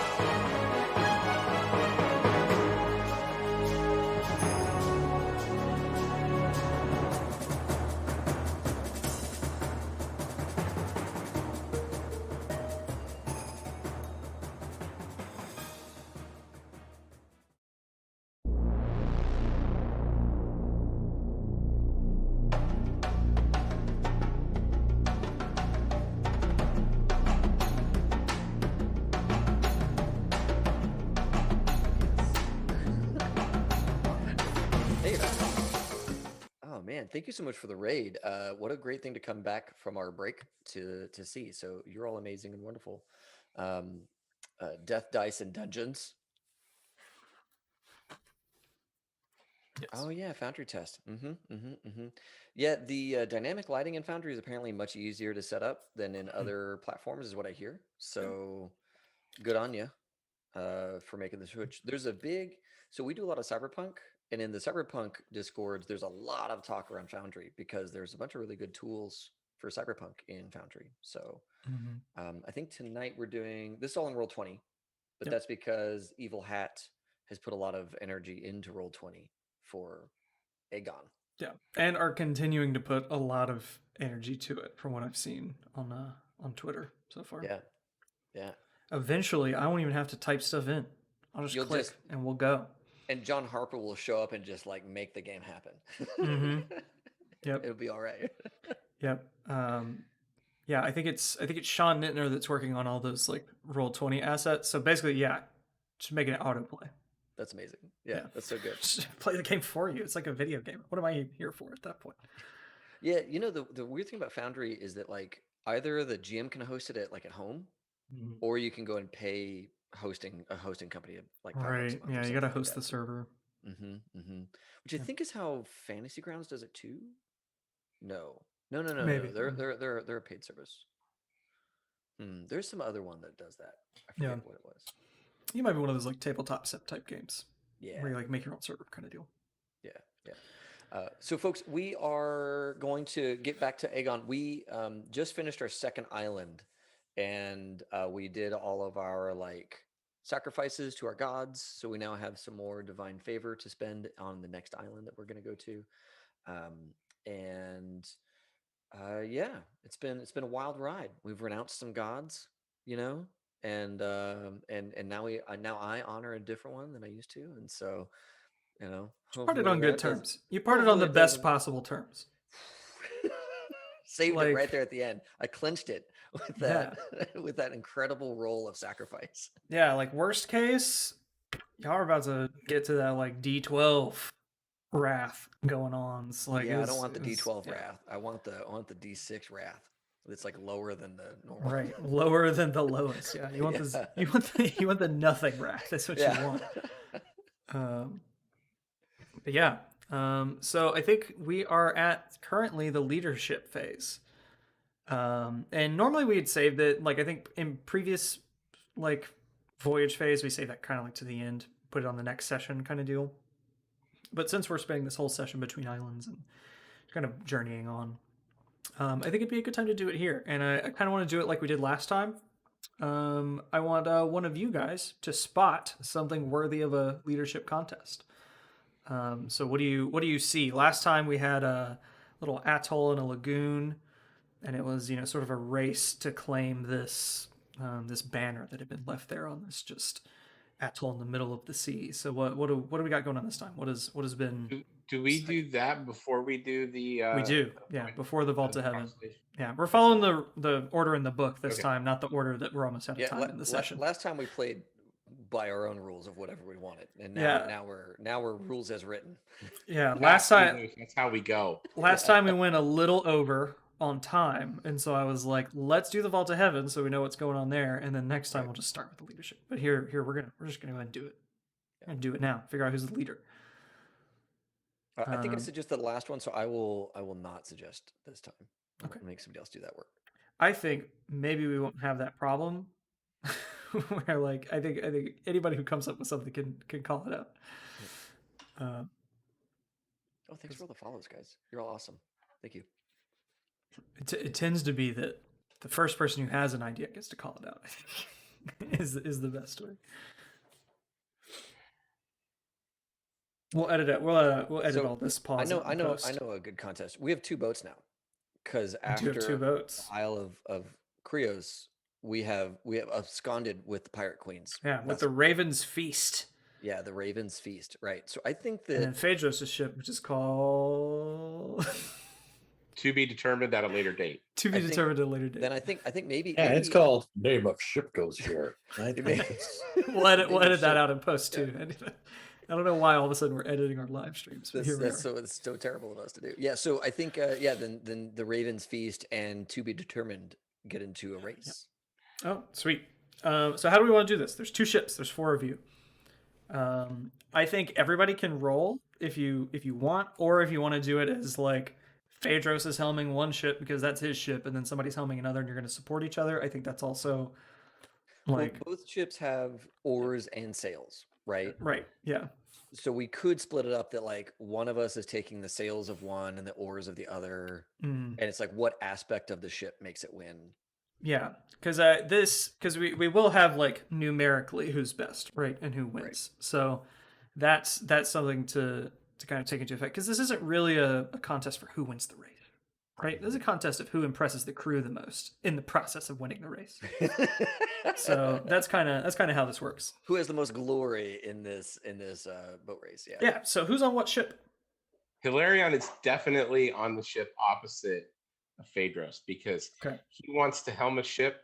He has been practicing. He is up to a good 65% on the whole port starboard thing. He's gotten a lot better. Slightly better than a coin flip. Awesome. Slightly better than he's got it right a good 2/3 of the time. Look, 65% of the time, it works 100% of the time. Right. The explanation that I always heard for that from like living in a sailing town was that like, port is left because they have the same number of letters. But we speak Greek and none of those words align anymore. That's right. So that's like totally out the window. Like, yeah. I will admit that's the only way I personally can remember it. It has the same number of letters as left. So I always know my port from my starboard. That's, yeah. But unfortunately, in Greek, I'm sure this probably the same number of letters or something different. And so, yeah. If you want to be really impressive, you can drop that knowledge of which word means towards the front of the ship and which word means towards the back of the ship. Forward and aft. No. Now look, we've been at sea. Take a glory. You get glory for that. For knowing forward and aft. Yep. You get 1. I'll take it. I need it. Okay. I only knew aft, so I'm impressed. I'm about to take another. I was going to say I'm going to support Phaedros in this leadership challenge. Sweet. Hilarion's been at sea for a good couple. We've been through multiple islands now, and he's only at 65% on the port and starboard. Let's not try throwing port or aft and fore into the mix. Then you're really gonna just. I know the back's called the stern. That's it. Yeah, I don't know. The front's the bow. When I'm like in my twilight years and have nothing better to spend my money on, I'm gonna take some sailing classes. There you go. Because nobody has time for that. You know what? So we all met, Mike and Katrina and we all met at the pods. And there used to be this pilot there named Ivanova. And she was a chip designer for Intel. And she, in her spare time, races sailboats. Wow. She has a sailboat and she races the shit out of that thing. Yep. And she's a badass. She knows all that stuff, obviously, right? Yeah. She like rigs it herself, and like she has like a mate. She has like a first mate that can be on the boat with her. So it's like a 2-person racing boat thing. And I think hers is a 2-person. Yeah. It's what is the like catamaran or whatever? It's like 3 hulls. Yeah. Yeah. Wow. So wicked fast. Wicked fast. She's like, badass. Yeah, it's like up on one pontoon, and the rest is up. It's also big into the SCA, so it kind of. Oh yeah, she plays the harp. Right, for the SCA, she plays the harp for the SCA. Yeah. There's not one thing you've said about this woman that has not been badass. So that's cool. Society what a cool person. For creative anachronism. Yeah, she's pretty awesome all around. And then was like a badass pilot in the virtual reality pods too. Like I also think she did combat for a little bit. Yeah. In SCA. She's good. She's just good human all around. So skilled. Yeah. Sorry, that was my aside. I know somebody who boats. Yeah, cool. That's the extent of what we got here. Yeah. So we've got Phaedros being supported by now Shadowwise Xenon. Heather is quick with these overlays because we got it. We were gone for 12 minutes or whatever, and we're back. with a new, We did whole new little plate there. Yeah. So what about what's going on the Raven's Feast, the ship that Hilarion is helming? Macaria is also going to take part in this leadership contest. Okay. So Macaria is gonna try to outdo Hilarion on the ship. Like, sure, you can be at the helm. I can think of something to do. It'll be great. We're the team. Yep. We're beat them. Yeah, We are a it's team. that I it's just that We're a team right up until I steal all the glory from you. it's that like competitive cooperation, right? Let's see, leadership contest. I'm typing things in. This is one of my only jobs in this whole You have game. one job. Leadership contest. And this is, what kind of contest is this? Oh, I don't know. I want to give it a primary domain. I'm feeling in that mood. It's just to give it a domain. Since you mentioned earlier, it's also part of like rallying the crew. Maybe it's arts and oration. Yep. All right. Maybe it's like we all know who wins based on like which crew pushes itself the hardest. Right? So it's got to be whoever can like inspire and lead. Yeah, because I mean, you can be as talented as you want to be about like steering the ship, right? You can be and catching the wind and all those things. Oars are a thing, and that's going to be the thing that really seals the deal. Is how hyped up can you get your crew? So I think arts and oration is fair there. And we have another 6 for our leadership contest. So I will take up this contest. all right, yeah. Come on. Give me some rolls. Give me some dice. Let's do it. This is our only contest of the night. Feeling good about it. I guess technically the sacrifice was a contest, but yeah. All right, Macario with a 9. And Phaedros, you're getting my craft and reason die, which is a D8. Yep. That is. I don't know if that's the rules. Written, I don't know if it is, but okay. I'm cool. I like that house rule that you're lending your specific strengths, right? I think makes sense. Okay.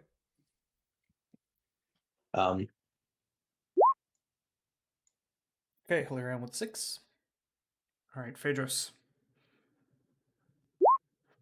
Oh, with shit, a 12. son. Okay, so sometimes the dice match what you think's going to happen. and this is one of those cases. Phaedros is the nautical god and has managed to win the nautical contest. So starting with Boulder Lake Hilarion, you still prevail. You do a good job. So what does Hilarion do to kind of get the crew going and put forth a very valiant effort in this race? Hilarion is going to get their blood pumping and get them all in for this. He's gonna get them singing a nice sea shanty and get the song going and beats going and he's got them all rowing. And he might have forgotten that he was supposed to be up there manning the helm and might have got excited and grabbed an oar. But it's you guys are too slow. Hold on, let me show you how it's done. Yeah. Led by example, baby. Sea shanties very much within the cultural zeitgeist at the moment. It's going to get us extra clicks that we mentioned sea shanties. Oh yeah. Nickelback made a sea shanty version of Rockstar. Oh, literally, they released #sea shanty. Sea shanty. Yeah, make sure to add that in. We're singing shanties tonight. Great, yeah. And so they're all in sync. The drummer is picking up the pace for the rowers. It's all looking great. So Macario, how do you lend to this effort? So feeding off of the kind of excitement of the sea shanty that we have going on, to inspire the crew, Macaria's voice rises over them, singing a song in counterpoint, melodical and beautiful, that follows the same rhythms as what they are singing in their sea shanty. So it's very cool. That's rad. And the sort of the voices of the current crew of the Raven's Feast, sort of echo out over the seas as they're drummed up into song. They have a lot of fervor and passion behind their ship, and their crewing of it. And it's at that moment that you all look and see that Phaedros' ship is pulling ahead. So Phaedros, what have you done that has made your ship, other than having the Pillar of Storms? I'm sure that doesn't hurt, but you didn't specifically use it, so. No, we did. It's like, come on, that's cheating. That's cheating. Yeah, can't we do that. We don't need to cheat for this. That's not what this is about. Yeah, I think it comes down to like they're there and they have the crew really rallied on the other ship, and they're really like they're singing and they're doing all the stuff and they're going, and they're keeping track of like, okay, port is that side. We know that now. We're not going that way, because if we go that way, you run into the other ship. But they have like all the boisterous attitude and all of the motivation, but not necessarily all of the like. If you angle the sails and you tighten up the lines, like the oarmen kind of like put some of the oarmen over on this side because the wind's going to pull us this way. Is that what you mean, talent? Talent and strategic thinking. Put it that way, right? But yeah, I mean, I didn't say that. You said it. I didn't. You said it. We're talking it's about more it. It's more the experience and technical aspect of it. Yeah. Right. That like little craft. They would have known that that's like that you can get away with doing this. Reason die, sneak it in there. That's what that is. Yeah. That's what it is. I will say that I think Hilarion specifically put somebody on the side of the ship facing Phaedros' ship, whose sole job is to yell at him if they start getting closer. It's like, no, you don't want to run into him. Your job is to let me know.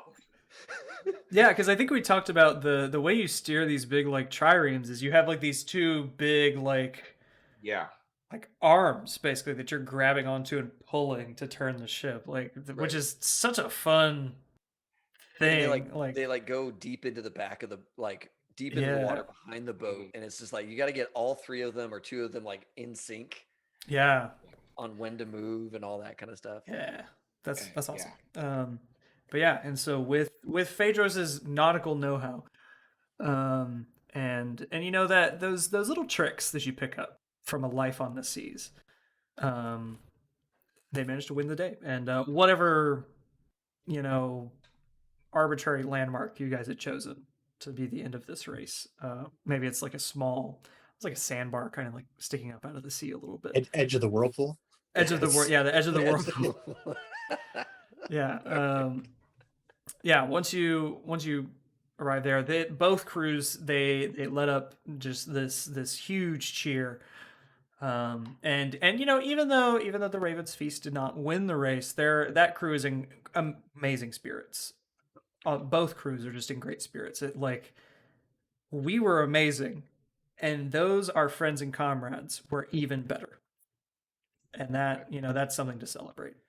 And so there's this call that goes out: the two fastest ships of the sea, or whatever. Like, oh yeah, none of us lost. Awesome, this is great. But everybody won. Absolutely, we won. We're here. We won. And I think that race went on for probably some time. I think caught up in the excitement, you passed one landmark and it was like, oh no, that didn't count. Give us another one, and then you keep choosing landmarks until eventually the sun set. Once more, and we reach nightfall, and the vaults of heaven is revealed to you again in all of its glory. It's been present this whole time, but you haven't quite seen that sort of guiding path of stardust that you normally see. You've seen the constellations and you've seen the shining of the stars, as the will of the gods is made manifest in the heavens, but you haven't had the stardust go on. And so that brings us to the last thing we'll do. Also, remember, everybody gets their glory for stuff. I don't know that the sacrifice contest has glory attached to it. We'll say it does. It doesn't matter. 6. So whoever was best in the sacrifice contest gets 6. Everybody else got 3. Same thing here. So Phaedros, you get 6 glory. Everybody else gets 3 because you all, well, except for a Xenon who supported. But yeah, so that brings us to the Vault of Heaven. I'm going to see where we've progressed on our journey based on all of these actions between the last 2 sessions. And that's actually going to end us for the night. We're gonna a little early. We're gonna be in that like 10:30 zone, which is solid. So let's see with Strife sheet here, so we can see what's happening. So let's go back and consider all of your deeds. Specifically, we're gonna consider the sort of the signs of the gods. So we have the sign of Hera, which was the peacock leading the pious. I think you guys get a star for that. Just one. But I think Hera is satisfied. She's like, okay. She's like, I'll take it. That guy swung for the fences, didn't quite make it, but he's making up for it, doing a bunch of other stuff that I like to happen anyway. And you've by putting him on the line for these like natural processes, you've kind of put it in Hera's hands. Just sort of string him along as long as she wants to. So whenever she's satisfied, he'll be done. And that is the case. And it doesn't matter how many children it takes. That's awesome. she's not bothered. I got all day. and so then we have the sign from Zeus, which is the works of man laid low by nature. And this is the one that I think I'm the most conflicted about. I think maybe Zeus is just indifferent here. You've taken the pillar, which you can appreciate. It's fine. I think if anything, I'm going to give you. I think I'm going to give you a star here, but I think it's for your treatment of the Harpies. Okay. Because those are Zeus's children. I think you finding a way to not slaughter them and to relate to them and also to strike a bargain with them. I think Zeus is like, okay. You know, he's like, I know how. I think like Zeus's perspective on this is that he understands how things work. He understands that the punishment that Harpy received probably had it coming. You know, there's a lot of conversations in the Olympian household that Zeus is like, okay, yeah, my bad. Actually, not my bad. That was pretty dope, right? But I get it. I'm so sorry. I'm the most sorry any god has ever been. I'm gonna go do that another 70 times and act like I haven't learned anything. Because that's just how it goes, right? Yeah. You know, the gods are fickle and they don't learn lessons very well. That's the 2 things about all the gods. They gain 0 experience points because they're already. That was the metaphor we always used in college when somebody would do the same thing over and over again and not learn from their mistakes. Is that they just don't gain experience points. They've opted out of that in this game of life.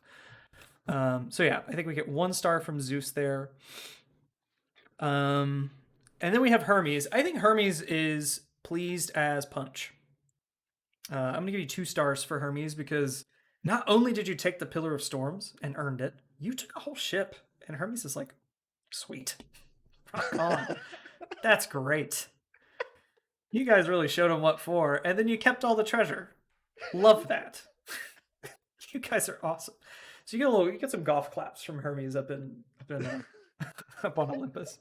Yeah, that's my favorite god. That's how we Yeah. And then we have some other stuff that I want to take into account here. I think there is a star to be spoken for with Demeter. For like the great reverence that she was shown sort of on this island. And Xenon sort of kind of taking that step, right, and kind of coming home because that's her child, so she appreciates that, and then so I think there's a star there. And Macaria also did a thing with Demeter, right? You also spent a bond, is that right, Macaria? Yeah, I spent my bond with her as well. Yeah, in that same moment, in that same like epic final battle situation. Mm-hmm. Yeah. I think to keep to keep us from accidentally ending our campaign 5 sessions in, I'm going to limit it to like 1 star for gods that didn't specifically have a sign. Yeah, sure. Yeah. Just to keep it like that. But you guys are getting a lot of stars tonight. Because I think there's also one here for Artemis. Oh, wow. I think she appreciates your efforts sort of on the island. She appreciates the decision you made and the reasoning behind it. And I also think her wrath, she's going to keep a little bit of wrath here because just because you've left, she's happy with you, but she reserves the right to continue to test you. Right. Fair enough. And you still left her. Right. And she's not going to forget that, but she's okay with it. She's kind of made her peace. So I think we'll leave just a little bit of wrath there, just to spice things up a bit, because you guys haven't really pissed anybody off too much. We'll get there. We'll get there. But we're not there yet. And yeah, I think that's all the things to consider here. So no boons because you haven't completed any constellations, but we've made a lot of progress. You got, let's see, 1, 2, 3, 4, 6 stars. You got like 2 constellations worth of stars just from this one island. So making a lot of progress. Cool. So when we complete a constellation, do we get... You get a boon. Yeah, you get one of the boons from your character sheet. Yeah, there's 2 ways to get boons. You get it from completing. I was like, there's only 3 dots in my fate track, and there's a lot more boons that I could be earning. So yep, you get those 3, and then every time a constellation is complete, you get, I think, a bond with that deity and a boon. So you get good rewards for finishing those constellations. That's awesome. But yeah, and I think at that point, having seen these stars kind of flash in the sky, that sort of trail, that path of stardust kind of begins to materialize. You can see that a path has been made for you as you continue on to your next destination. And I haven't decided what that is yet, so I can't even give a little sneak preview. Sweet. But we'll decide. I think I'm sort of 2 minds on it. We have made a good bit of progress on the constellations, so I'm almost tempted to get us out of the starter islands after just 2. How many starter islands are there? There's like 8 or like 6 or something. There's a ton of islands in the book. Like let me see. Let me count those up. And they just tend to be like simpler and more straightforward. Is kind of the idea. Uh-oh. We lost a person. We lost a Heather. She'll be back. She has returned. Let me check the layout. Okay. Oh, she's Hilarion right now, and I am Makaria. Boom. Look at that. Oh, that was a wonderful update from Zoom. Yes. When they put that one out, they really nailed it with that update. They're like, you know who's gonna love this? All the TTRPG actual play streams out there. Right. They're the ones that really benefit from this feature set. So there are 1, 2, 3, 4, 5, 6 starter islands, 6 advanced islands or whatever, further islands, I think is what it's called. And then 1, 2, 3, 4, 5, 6. There's like 8 additional islands that were just other people wrote and released. So I'm going to be looking at some of those too. I think we're gonna pick a fun. We're gonna complicate things a little bit for this next one. I don't know if that is necessarily a further island, but it'll be something. I'm excited about it. Did I even finish putting these in? Nope. Okay, well, I'll have to do that then if we're gonna use those islands. Did I put those in? Yes. Okay. So I have all the ones that are in the main book put in. So maybe we'll stay with those. We'll see. Okay. Legend Keeper, folks. It's great. It's amazing. It's great.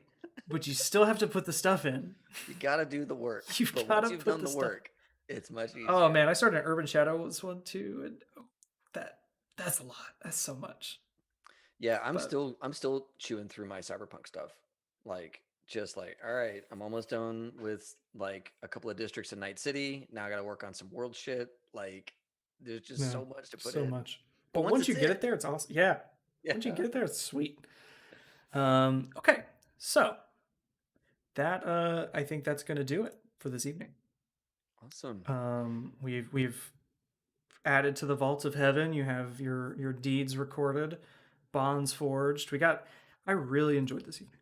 I'm going to say that. And like I thought it was very good. I thought we got some really good character stuff. Like that's cool. Yeah. And we get a little bit of an early night, kind of chill. So This was good. This was real good. Is there anything else that you have for us before we maybe do our closing bits? I think that's it. I think I'm gonna.